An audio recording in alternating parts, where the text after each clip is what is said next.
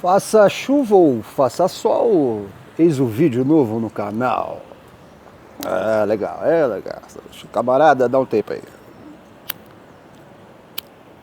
Tá chovendo aqui, tá garoando em cima de mim nesse exato momento. Daqui a pouco bate uma gota aí na câmera, no ponto de câmera, de foco. Eu acompanhei desde ontem, acompanho agora, acompanhei ontem a CPMI das fake news. E agora acabo de acompanhar o ministro da Educação, Abraham Weintraub, numa CPI, numa sessão na qual ele disse por muitas vezes que estava lá para discutir os projetos que o Ministério da Educação tem feito no país. Eu quero falar um pouco disso, já que a esquerda se perdeu naquela situação de falar apenas do ad hominem, né? Falar sobre a figura dele, mas eu vou falar um pouco sobre isso também. Eu só quero falar uma coisa sobre ontem, da CPMI das fake news, que quem foi lá ontem foi o Marinho, primeiro nome não lembro. Ele é pai daquele rapaz da Jovem Pan que entrevistou o Ciro Gomes, que é aquele garoto que imita muito bem, ele imita o Bolsonaro, ele imita o Ciro, ele imita todo mundo, né? Ele é um bom imitador, né? Um baita de um playboy, menino bem nascido, pai riquíssimo, pai com uma boa grana, né? Classe média alta para rica. Riquíssimo não digo, mas é um cara rico, tem grana, um menino que não passou fome, né? E foi muito bem educado, e naturalmente por ser educado, bem educado e não estar... acabou provando, na verdade, de uma educação mais liberal, a temática dele é liberal, né? E eles foram grandes apoiadores do Bolsonaro. Esse cara hoje é o pai dele, né? Esse Marinho, ele é o suplente de senador do Flávio Bolsonaro e hoje ele é o presidente estadual do PSDB do Rio de Janeiro. Ele é dorista agora, né? Ele largou o Bolsodória e agora ele é doriana. É mais um desses que largaram o barco do Bolsonaro, mas também não foi por menos, foram humilhados, foram detratados em algum momento. Por que eu estou falando disso? É muito importante vocês entenderem. O filho dele se passou pelo Bolsonaro em diversos áudios que ele mandou para pessoas no país, e isso pode imputar em alguma coisa, porque isso é falsidade eleitoral, né? É falsidade ideológica e é fraude eleitoral, né? O garoto confirmou isso, e o pai foi defendê-lo, inclusive. Não que o menino estivesse respondendo na CPMI, mas é que isso também, de certa forma, é uma fake, né?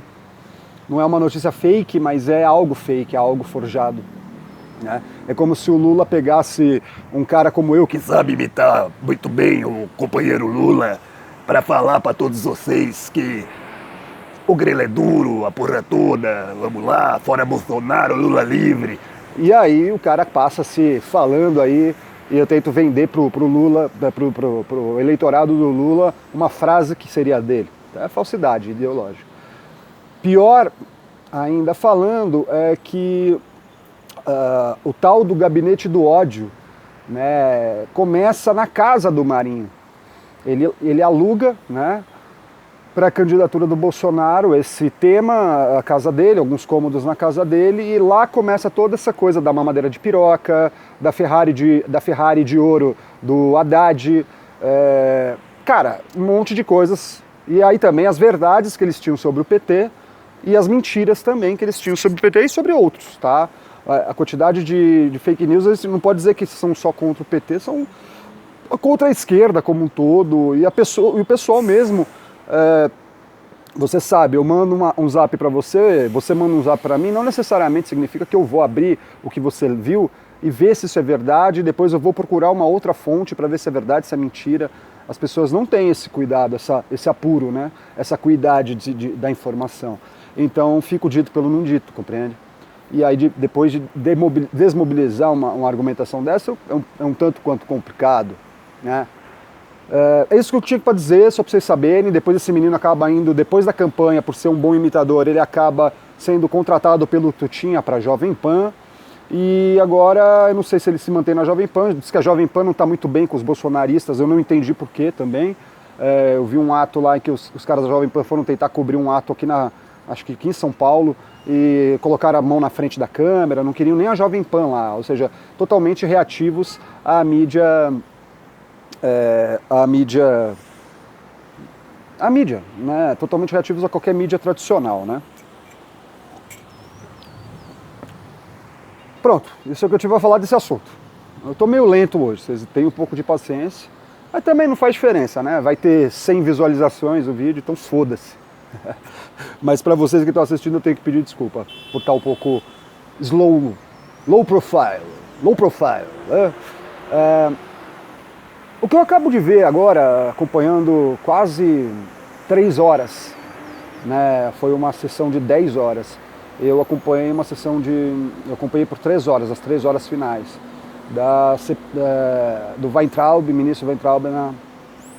Eu vi ele falando de algumas temáticas, e aqui eu quero dizer uma coisa: ele se escondeu em determinado momento, porque a deputada Portugal, Alice Portugal, do PCdoB, ela falou que ele tentou interditar o pai dele. Isso é um fato.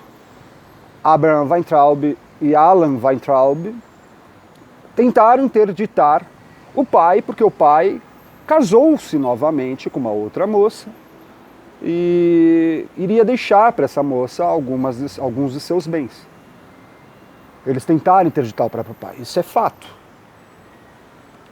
Ele deu uma volta, o Weintraub deu uma volta falando assim: como assim você está dizendo da minha mãe? Porque ela só suscitou a mãe dele, ela não sabia que a mãe dele estava morta. E ele, liso como é, pegou na hora e falou assim: mas minha mãe está morta há 20 anos e você insultou a minha mãe. E aí ele jogou todo mundo contra essa senhora, Alice Portugal. Que pra mim, eu não passo pano, não estou preocupado, do PCdoB, eu não me importo. Ela foi com as informações pela metade e ela pagou o preço por isso. Ela devia saber que a mãe do ministro estava morta há 20 anos, e ela devia saber e centrar a crítica não à mãe dele, como se a mãe dele fosse a mandante dos filhos fazer isso com o pai. Não, porque não foi isso. A mãe faleceu, o pai casou-se de novo com uma moça jovem, que eles não gostavam da moça, achavam que o pai deveria, sei lá, ficar para sempre sem casar novamente, porque perdeu a esposa. Também não sei o quanto tempo o pai dele se separou da mãe, se é que se separou, se ele virou viúvo, né, e aí então foi casar. Isso aí não dá para saber, tem que procurar saber. Mas enfim, ele se escondeu e ele usou a coisa da família dele contra todo mundo e mostrou um quinhão de indignação muito forte por conta disso. Tá? Então esse cara apesar de ser um cara com claros problemas psicológicos, talvez psiquiátricos, o pai dele inclusive que é psiquiatra, foi professor da USP, ele é um cara hábil, né? Na verdade, essas pessoas que têm algum problema de deficiência em alguns aspectos apresentam alguns outros sentidos ou apurações muito melhor formuladas, elaboradas, né? Então, uma coisa compensa a outra, que é assim que a natureza fez a gente, assim que Deus, se quiser entender assim também, fez a gente. Então, há sempre um equilíbrio, né, nas coisas. E é um rapaz esperto. Vamos passar os projetos, porque o resto é mais do mesmo. É bolsonarista falando do PT e o PT falando dos bolsonaristas. E fica aquele debate em que a pessoa não é. A pessoa que está ali, foco da sessão, o foco da convocação, não é interpelada adequadamente. O Weintraub falou lá dos projetos que ele tem para fazer 54 escolas que ele chama cívico-militares. São 2 por estado, temos 27 estados, então são 54. As do Piauí serão as primeiras a serem entregues. Ele falou que, por ele, quase toda a educação seria feita nisso. Ele disse também que ele defende que toda a educação fosse integral. Educação básica, né, toda, do pré até terceiro colegial. Porra, concordo muito com ele, então caminhemos para isso, né? Se o Abraham Weintraub resolver realmente fazer algo nesse sentido, se o presidente Bolsonaro resolver fazer algo nesse sentido, eu vou apoiar, cara. Eu não me importo que o Bolsonaro seja um cara de direita nesse aspecto. Eu não me importo que ele seja fascista. Se ele fizer educação integral, eu não vou me importar. Nós vamos apoiar. Né? Agora, uma coisa sobre escola cívico-militar que eu gosto. Eu mesmo quase estudei em colégio militar. Tá? Na época, meu primo estudava no colégio da Polícia Militar aqui, onde a maior parte das crianças eram filhos e filhas de militares. E eu quis, por um momento, estudar lá, porque ele me chamou. Eu queria, mas acabou que não deu certo, era muito longe da minha casa e a mensalidade era bem mais barata em relação a onde eu estudava, mas acabei não indo. Eu acho muito legal a escola cívico-militar, desde que ela seja bancada, sabe por quem? Pelas corporações militares. Deixa eu explicar para vocês por quê. Pelo seguinte, é uma escola, a gente tem hoje gente ainda fora da escola, a gente tem uma malha educacional ainda precária, né? Que nenhum partido no poder conseguiu resolver, nem os militares em 64, nem Fernando Collor, né, nem Sarney, nem Fernando Collor, nem Itamar, nem FHC, nem Lula, nem Dilma, nem Temer, nem Bolsonaro. Né? Ninguém conseguiu resolver isso, como está garantido na Constituição. Uma escola cívico-militar, ela custa em média 5 vezes mais para manter 5 vezes o valor de um estudante de escola normal, escola comum, escola civil, é o valor X. Um aluno custa numa escola cívico-militar 5x. Ele custa 5 vezes mais do que um aluno comum. Né? E é o mesmo período, entendeu? Então, eu acho que quem tem que bancar isso, se é que querem, são as famílias organizadas para isso, são fundos garantidores para a educação feitos a partir do salário desses militares, policiais militares, bombeiros, policiais civis e por aí vai. Tá? Eu penso muito nessa questão mais coletivista nesse aspecto, porque sinceramente eu prefiro que todo mundo tenha escola do que ter a formação militar para uns quando para outros não vai ter. Tá? Uma maneira que o Weintraub poderia fazer também é pensar em como baratear o custo das escolas cívico-militares. O que está encarecendo a escola cívico-militar? Não é melhor, de repente, fazer um modelo misto em que haja presença militar em colégios, em escolas, mas que não seja exatamente militarizada? São modelos e a gente tem que estudar os modelos. Eu, como nacionalista, não rechaço nada que tenha a ver com os militares. Eu só não gosto quando os militares falam merda e quando agem como apátridas, que é como os do governo Bolsonaro vem fazendo. Né? Tá apertando a chuva aqui, deixa eu tomar um gole. Eu penso ainda, ele falou uma coisa lá, o seguinte, que o PT acabou com as escolas e tal. Depois isso aí são deputados falando, levantando bola e aí as acusações mútuas. Há um momento que o Weintraub concorda com uma deputada do PSL, que ela fala assim, não, o problema não é o comunismo só, o problema também é o globalismo. Tá, não bateu lé com cré, porque o Olavo mesmo, que é o mestre desses caras, fala que o globalismo, que o comunismo é uma expressão do globalismo, né? Mas parece que eles fazem, nessa hora de falar contra o globalismo, eles estão batendo numa argumentação nacionalista. E eu achei interessante, falei, olha, vamos ouvir. E aí, por incrível que pareça, o Weintraub falou assim, verdade, não é o PT que acabou com a escola, o PT manteve e aprofundou o processo, mas o problema é anterior. Porque era algo que eu iria interpelá-lo se eu fosse deputado federal e quem sabe um dia eu não consiga sentar lá naquela Câmara dos Deputados, eu não faço esse tipo de pergunta. Porque não se falou ali que o acordo MEC-USAID, né, que é um acordo com essa agência USAID, né, e o MEC foi feito no governo militar, que foi quando se encerrou aquela questão da excelência nas escolas com ideia de democratizar o ensino para todos. Tá? Então aquele ensino que nossas avós falam que era muito bom naquela época, mas que tinha poucos acessos, por ter sido democratizado, o ensino público fundamental e médio e básico, ele foi marginalizado mesmo, perdeu orçamento, o professor foi detratado, foi precarizado em seus salários, em sua carga de trabalho, a autoridade começou a ser corrompida porque o moral do professor baixou porque o salário dele já não era tão bom quanto antes, certos institutos de ensino, né, certas cátedras saíram da escola naquele período, houve um tempo em que a escola pública brasileira dava aula, sabe de quê? De grego, de latim, de francês, de piano para as crianças. Olha como era elitizado, eram poucas vagas. A coisa depois perdeu o latim, grego, tal, mas o custo disso eles transferiram e fazer grandes escolas, extensões de escola. E escolas de tempo, de um período. Aí vem Brizola fazer a partir dos anos, né, a escola integral, mas aí era uma coisa mais estadualizada, em cada estado era de uma maneira e tal. Eu tô fazendo várias curvas, enfim, não dá para... Mas, por exemplo, os acordos que a educação, Paulo Renato, que essa mulher, inclusive deputada, vai lá e fala, ela acusa o Paulo Renato de fazer uma coisa... Olha, o Paulo Renato do PSDB, no governo do FHC, ele podia ser chamado de tudo, menos de comunista.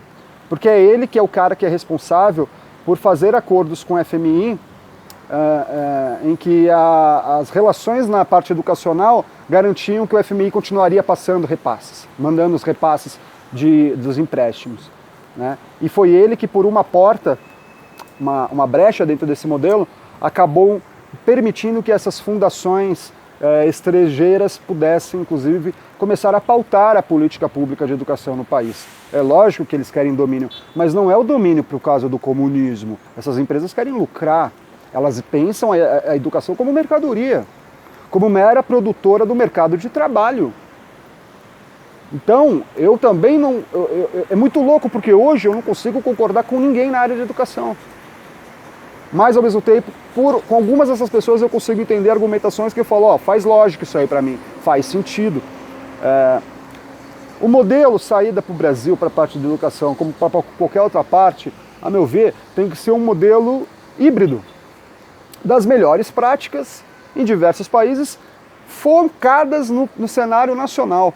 Para finalizar, para não ficar longo demais, novamente falou-se muito mal do Paulo Freire. E eu volto aqui a dizer para vocês, como eu diria isso para o Weintraub, porque eu vi ali que a esquerda não está muito bem preparada para defender Paulo Freire. O método Paulo Freire, os métodos, a pedagogia do oprimido, esse tipo de coisa, não funcionavam dentro da sala de aula. Não funcionava. Ele é o patrono da educação no Brasil, não por isso. O método dele não foi levado à sala de aula. O método dele era para trazer pessoas que não tinham acesso à escola. É isso. E tem que se parar de falar mal desse cara, porque para dentro da escola, provavelmente o próprio Paulo Freire defendia outros métodos de educação. O problema da educação brasileira está no método prussiano, e ninguém fala isso. A educação prussiana era aquela que emulava a sala de aula com a mesma constituição arquitetônica de uma fábrica. Era preparar para o exército ou preparar para o trabalho em fábrica. Educar a criança desde a escola, um sistema de disciplina total na escola. Isso é uma educação que vem lá de 1800 e não foi revista. Aí você tem umas escolas de rico aí, Escola da Ponte, você tem aquele outro método lá, Waldorf, você tem vários, Piaget, você tem um monte de métodos, mas é só para crianças ricas, crianças de escolas privadas, que não foram trazidas para as escolas estaduais, as escolas públicas brasileiras. Nós temos ainda as escolas colocadas no modelo prussiano. E é isso que faz mal. Com um professor precarizado que não consegue ter autoridade, sendo que a educação prussiana fundamenta a disciplina do professor em sala de aula. É lógico que vai dar errado. Mas aí a culpa, sinceramente, não é de nenhum desses governos, desde os militares, nem do PT, nem de ninguém, do FHC, não. E também não será do Bolsonaro, porque eles não vão conseguir entregar algo diferente. A gente realmente precisava fazer uma disputa séria, uma conversa séria, e parar de olhar o cara só como um inimigo, um adversário, entender, tudo bem, é meu adversário, mas olha, vamos trabalhar um processo de qual é o melhor projeto. E é um projeto que tem que ser não transitório em governo, tem que ser um projeto para 30, 40 anos. O Bolsonaro não dura isso no governo. Talvez não dure nenhum mandato, não dá para saber. Talvez dure 2 mandatos, pode ser, vamos ver, 8 anos, depois ele vai lá e dá um golpe, mas ele não dura, não vai ficar muito tempo. Eu acho, né, eu espero em Deus que o Bolsonaro não dure muito tempo. Então, a gente tem que pensar em projetos que consigam levar, que não sejam interrompidos de governo a governo, porque é isso que estraga esse país, é uma valsa eterna, em que o lado da esquerda valsa para a esquerda, o lado da direita valsa para a direita, e todo mundo fica valsando para lá e para cá feito caranguejo. Ninguém caminha sentido ao norte. Tá? A gente precisava levar um pouco mais a sério esse tipo de coisa. Mas esse vídeo também será mais um que poucas pessoas verão, né? Então tá bom, legal. Obrigado, um abraço, até logo.